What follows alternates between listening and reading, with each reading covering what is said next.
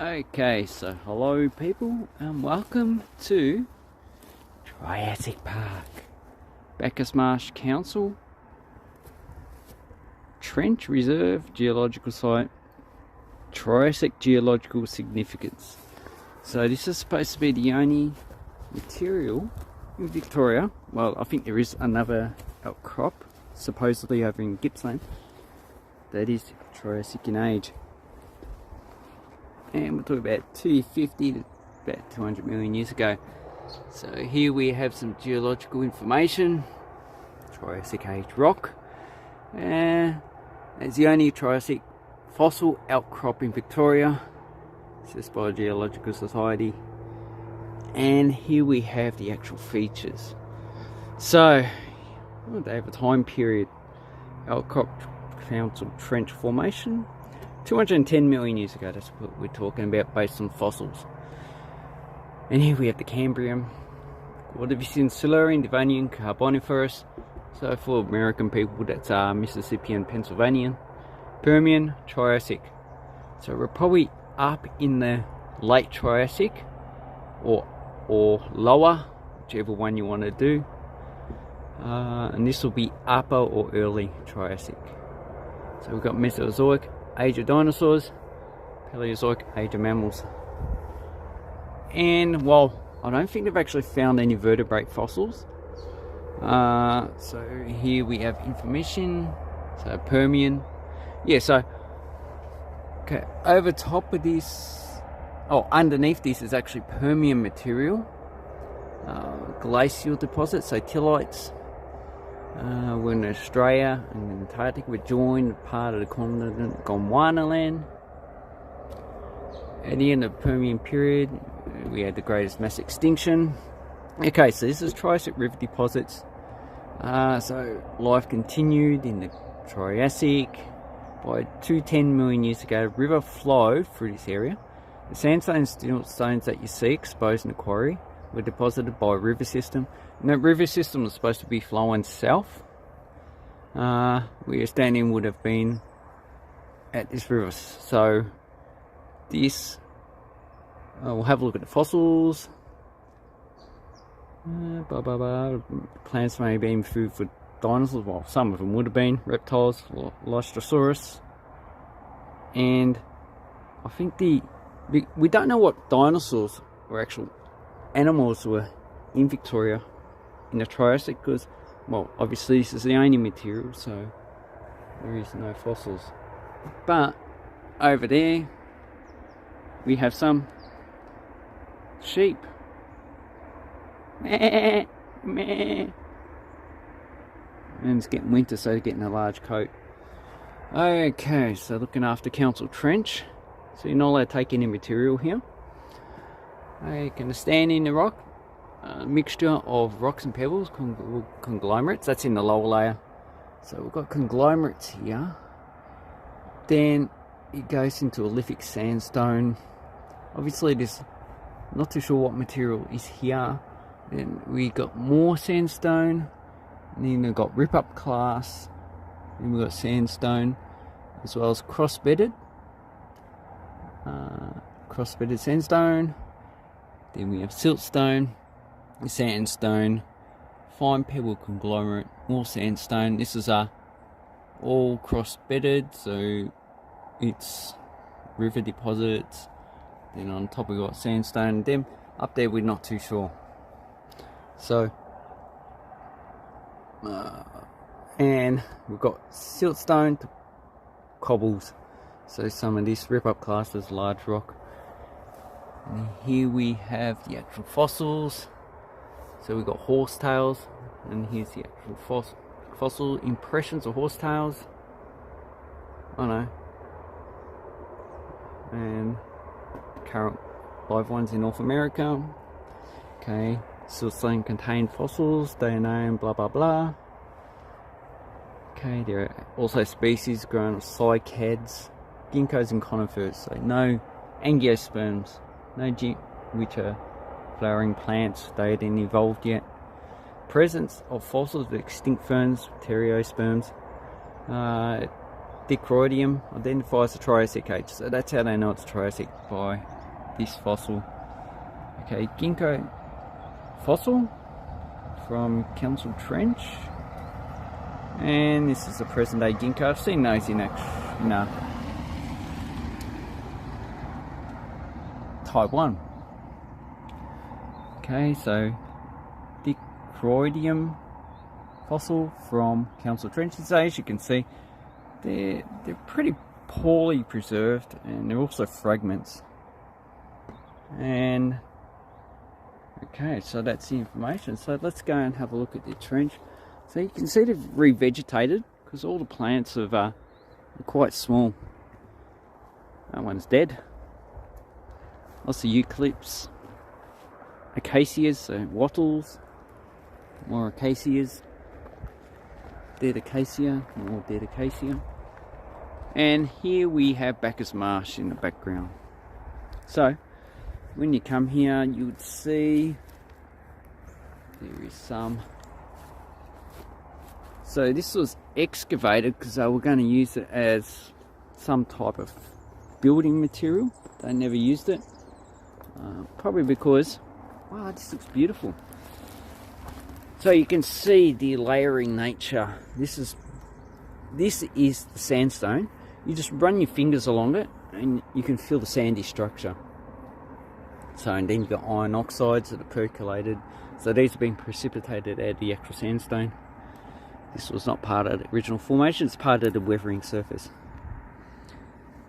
So this is actually a very good formation. So these structures occur probably because of deformation of the material, and that's my interpretation. It could also be just a weathering feature as well. So the iron oxide's been precipitated like that. But that's the sandstone. This is also a sandstone, but it feels a bit silty, so probably silty sandstone. Lots of rabbit poo.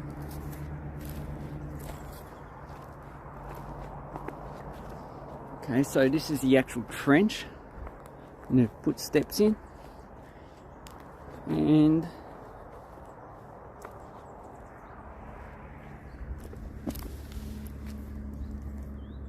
okay, it looks like a clast in the feels like a hardened siltstone in a matrix of sandstone. So this is probably a rip-up clast that they were talking about. And you can see more clasts there, pebbles inside. So they're just pieces of rock that have been ripped up and transported. Okay, so coarse grain, so coarse pebbles, laid deposits with river flow rapidity, bands of fine siltstone deposited by slow moving waters, preserved Triassic fossils. So we'll have a look at that. Sandy layers gives us an indication of river depth and flow direction. Beautiful looking swirl patterns. These patterns are known as Lyasgang banding, a weathering feature commonly found in sedimentary rock. Okay, so it's not part of deformation. I thought it was a weathering feature as my second interpretation. Okay, banding developed long after rock was formed, and it's iron minerals through the weathering. Yeah, so iron's been precipitated out and it's been deposited as a band in the actual rock. Okay, so that's what we see here. So we've got the top 1 to 2 millimeters. So this is the actual sandstone. It's thick bedded. There's a lot of some. So we've got some rip-up class, and here we have a fine lamination of pebbles and quartz. So this is probably a period of rapid inflow of water with high energies. Here you have iron oxide, so this is a weathering effect, not caused by the actual river. And obviously these bands are just precipitation. As long as these bands as well, that's also precipitation. So here we have some of the fine siltstone.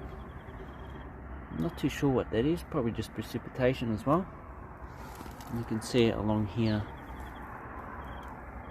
Okay, so if we go up, we go into, so this is the siltstone. This is where they find the fossils. So obviously we have a pretty sharp conformity between the sandstone here, which is higher energy, and then we go straight into low energy, and it's about 20 centimeters thick. And on top of it we have the conglomerate. So these doesn't contain the fossils are underneath. Obviously this is well weathered and eroded, and if you look at the actual material, see the conglomerate sticks out, so it weathers. So this is quite hard, it doesn't weather as much. The siltstone weathers the easiest, and then you've got the sandstone, which is the second easiest to weather.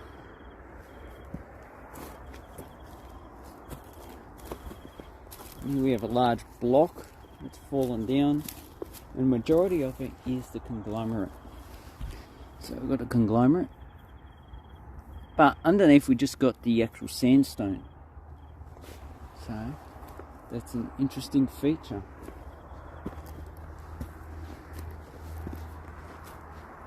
Obviously there is conglomerate down below, but it's not exposed. And once again we have sandstone. This is all pretty much sandstone with the conglomerate on top, and the siltstone should be here. It's been weathered quite extensively. So obviously, even if you were to dig for fossils, the only thing you can actually do is actually take it back and get to the fresh material. Okay, let's have a look. Okay, so here we have more sandstones. More pebbly sandstones. So this is, and there's a conglomerate. And if we go up on the back, I've got more sandstones here. And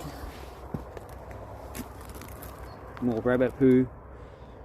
And all we've got here is we've got a contact between the sandstones, and then we've got the conglomerate on top of it. So obviously there's no siltstones here, so this will be a fossil poor part of the actual formation. Okay.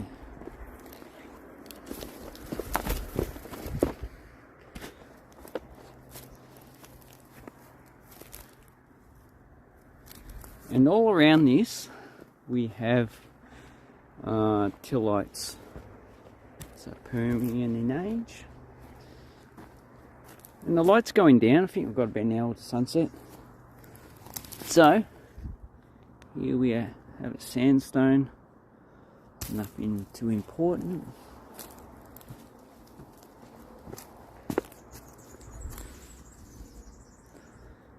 More sandstone. And here we have a conglomerate. You can see a lot of the conglomerate contains quartz, which will be from the Ordovician country rock. So probably the Castlemaine Formation supergroup. A lot of it's quite large and rounded, so indicating that those were deposited during times of rapid river flow. More conglomerate.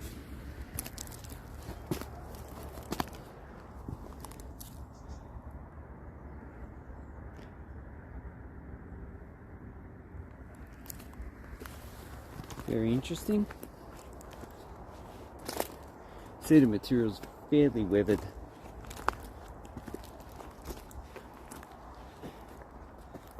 Okay. And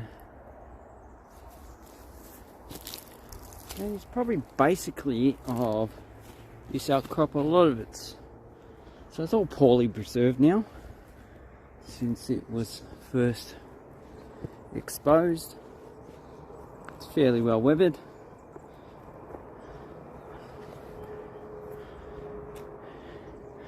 And the rest of it's pretty much nothing special. But we'll go up.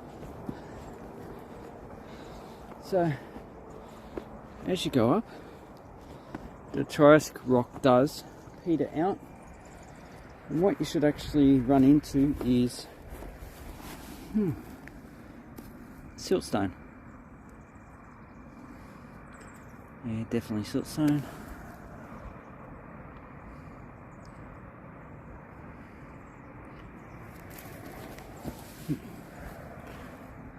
So this might have been from when they excavated the material.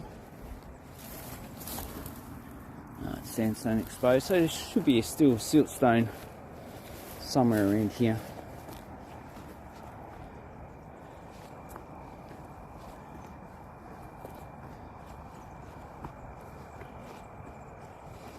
I don't know what those markers are.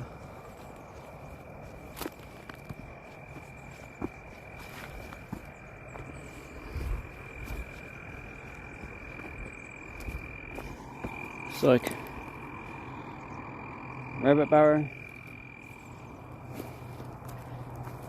Here we have some more fairly weathered sandstone topped with a sandy conglomerate.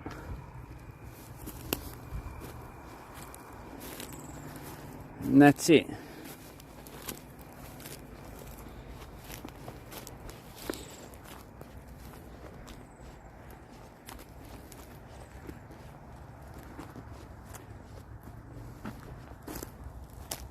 So this is probably it, the actual Permian tillite material.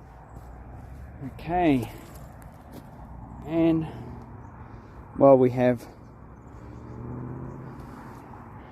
autogeology around this area, but because of the plantations you can't see it. That was probably like 20-year-old photo.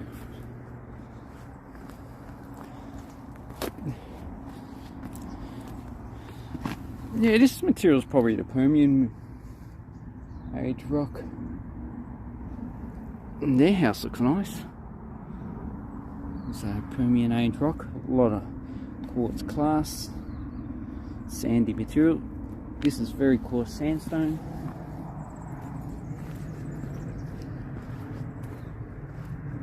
As you go down here, you get the same boulders, same type of material. So,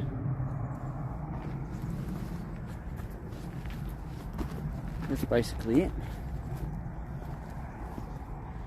Obviously, this table's been here quite a long time, and the trees just grown up around it. So anyway, here we have stratigraphy and paleoflora of the Council Trench Formation. John A. Webb, yeah, he's a good teacher, La Trobe University.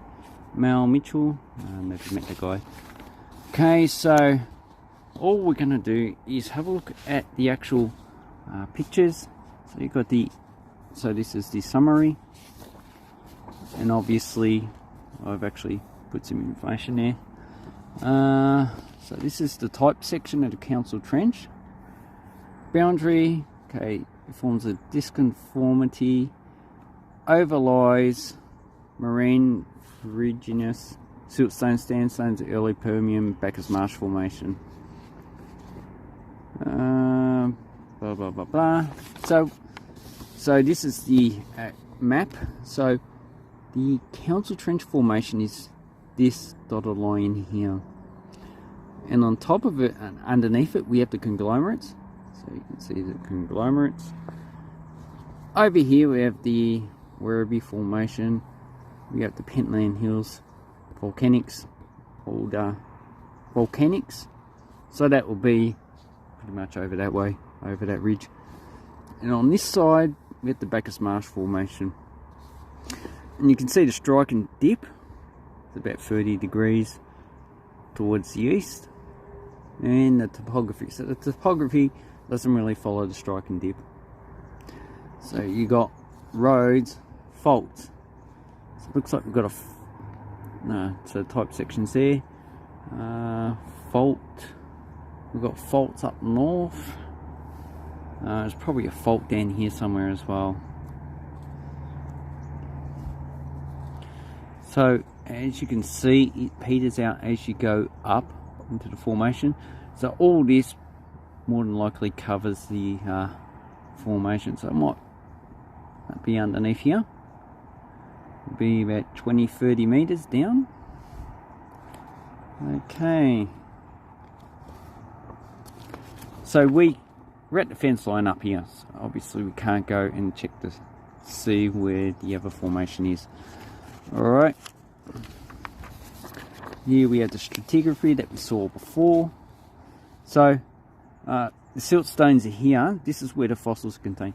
So obviously what we were looking at before is looking at fine pebble lithic sandstone, and it's cross bedded. So those ironstones don't indicate that.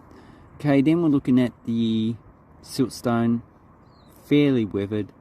On top of that we have another lithic sandstone, and what we're looking at is fine pebble conglomerates. So I didn't see any of this material on top, so we're looking at this section in here, which is a 2 meter section, look like. So 2 meters, pretty much looking basically that. So we should actually be able to find the rip up class, which we saw on the other side. So then obviously we have older photos of the formation. So D, pebbles of vein quartz, basal conglomerates. Then C, strike and dip, doesn't really indicate it in that photo. B, up, so we've got upper lensoidal conglomerate and sandstones, fossiliferous siltstones, arrowed. So that's what we're looking at. So it looks like this has been fairly eroded. So siltstones might be below as well. Okay, a central siltstone with lensing bands and pebble layer with mud chips, lens cap. Okay, so it's a bit hard. So where else look the siltstones fairly weathered. Obviously the type section's a bit below. Okay, and then we have a lot of the fossils. And they have pictures of the fossils. So obviously these are just parts plants, poorly preserved and heavily weathered. Got some more. So this is an interesting read if you want to read it. And then we have photos of the fossils. So as you can see, they're not really well preserved. So that's basically that picture. And if you want to read about the formation around it, obviously you've got too much paper. That is fairly, most of that's nothing. Okay, so I haven't finished reading this. So we've got Bacchus Marsh Formation, Bald Hill. Okay, so this is the formation itself. Okay, so we've got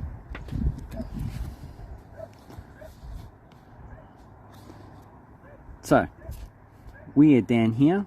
So this is a Council Trench Formation. So we have the Pentland Hills, volcanics.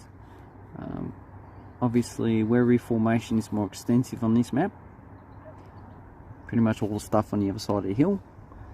Interbedded sandstones and siltstones with dolomite beds.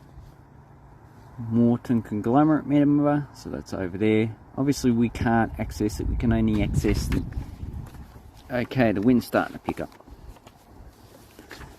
Okay, so we can only access the Council Trench and the sandstones and siltstones. Okay, and then we've got diamictites and sandstones. So obviously that fine bedded, oh no, that might be the mortar member conglomerate. So this stuff here, I would say mortar member conglomerates. And here we have a map. So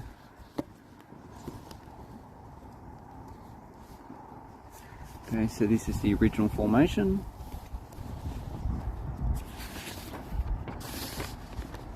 Okay, we've got recumbent folds in the actual material. So here we have cross bedding, stratification, ripple marks. We've got all different types of things in this formation. So this will be a good read if you're inclined. And here we have the stratigraphy. So we've got a lot of planoles, planolites, climbing ripples. So we've got, they give you the structure there.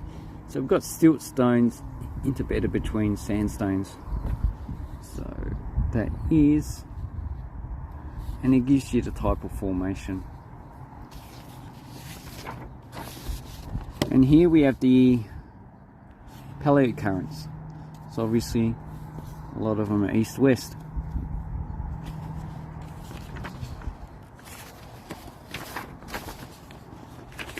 Depositional process, so gives you a lot of information. Okay, and they're talking about cycles. So the actual sandstone, siltstones are supposed to be deposited in is a spring cycle of meltwater from a glacier. So what we have cycles at 1, 2, probably it's not really just when it's melted, so 1, 2, 3 springs, and the power. So that's, I need to actually read that again. And the paleogeography. So obviously, okay, so the flow is from the south to the north, the ice center, so this is a glacier, and normal salinity of the actual water. So I'll do another video on this PDF because it's fairly interesting.